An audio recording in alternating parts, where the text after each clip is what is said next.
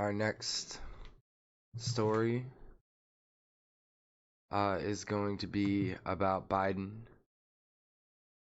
um, and how he's handling the Cuba situation.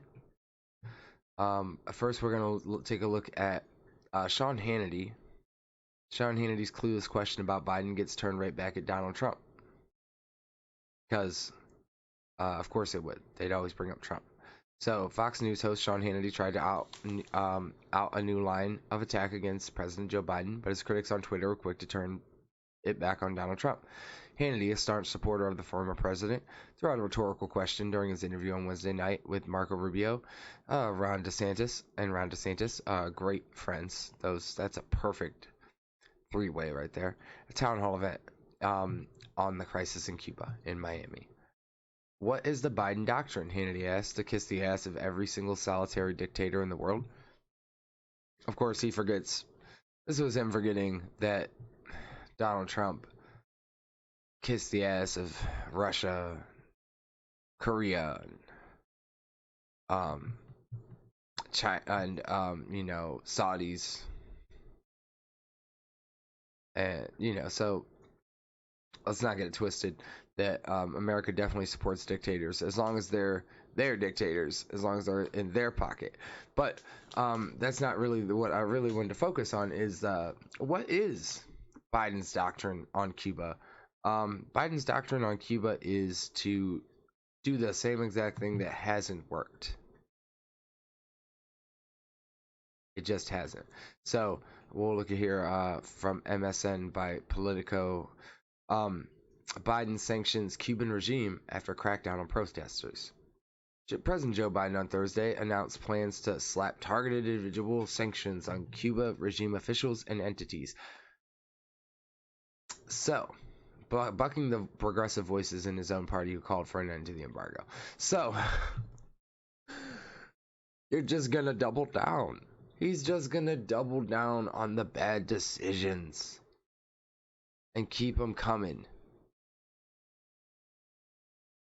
So, we're going to look into this a little deeper. The sanctions target Alvaro Lopez Mayra,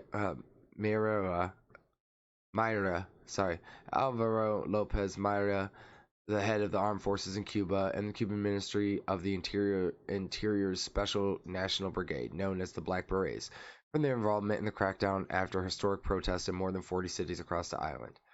Biden said, "This is just the beginning. The United States will continue to sanction individuals responsible for the oppression of the Cuban people." But at this point, it's not really working. I mean, if you're going to sanction these people, which are already being sanctioned, like, have been being sanctioned for years.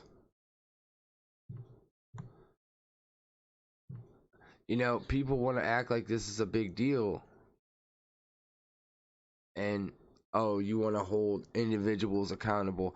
And maybe that is a better way to go about it instead of the blanket embargo for the entire country.